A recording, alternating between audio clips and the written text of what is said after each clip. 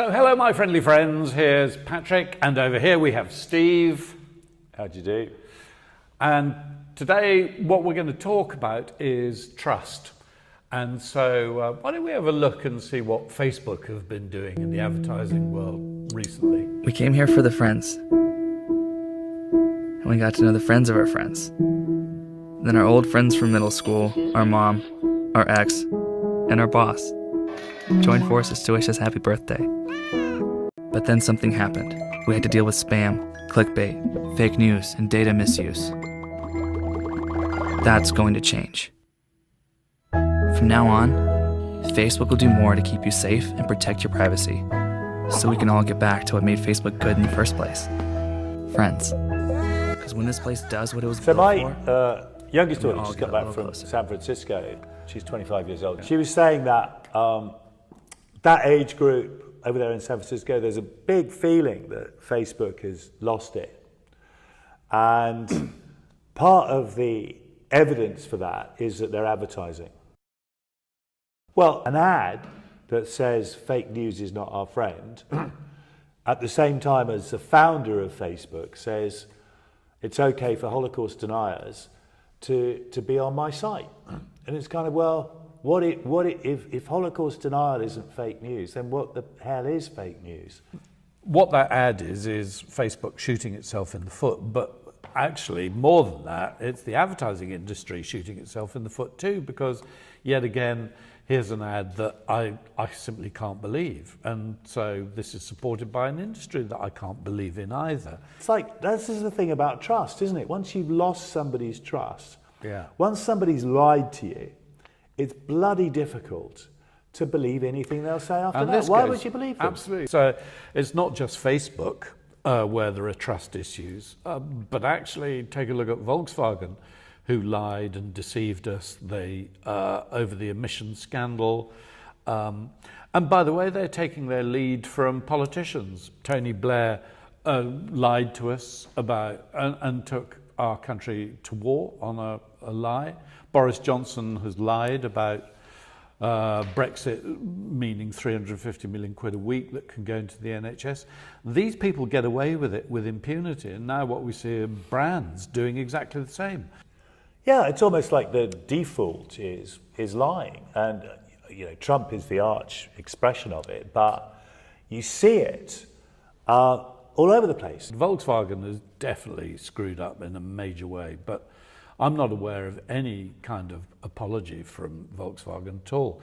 In fact, what seems to be happening is that increasingly we're discovering that this virus is spread throughout the entire German auto industry, from Volkswagen now, BMW as well.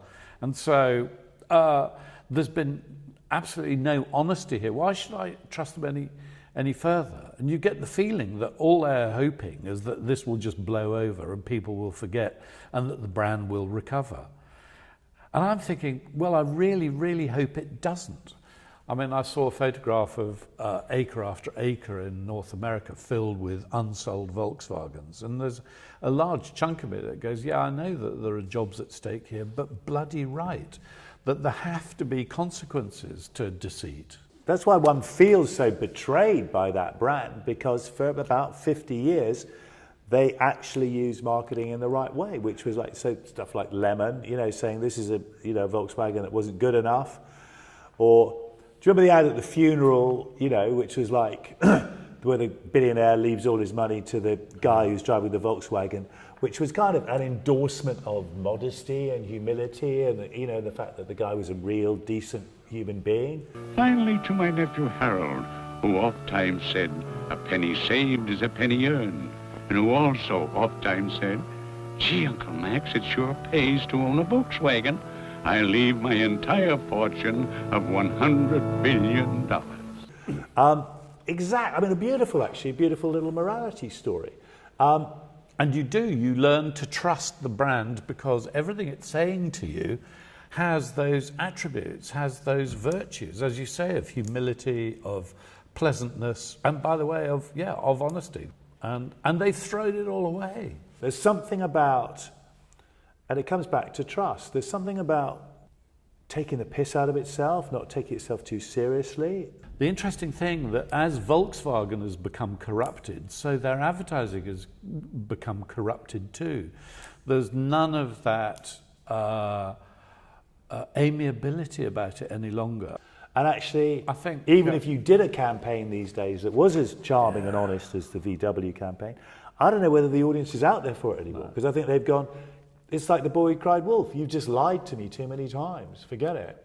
I'm out of here. I think one of the things about Facebook and Google that we see at the moment is that it's just so disappointing. You watch Facebook becoming corrupted, and actually because our hopes for it and for Google were so high, we thought these were such cool brands that to watch them just desiccate in front of our eyes and become just big American corporations is really just sad.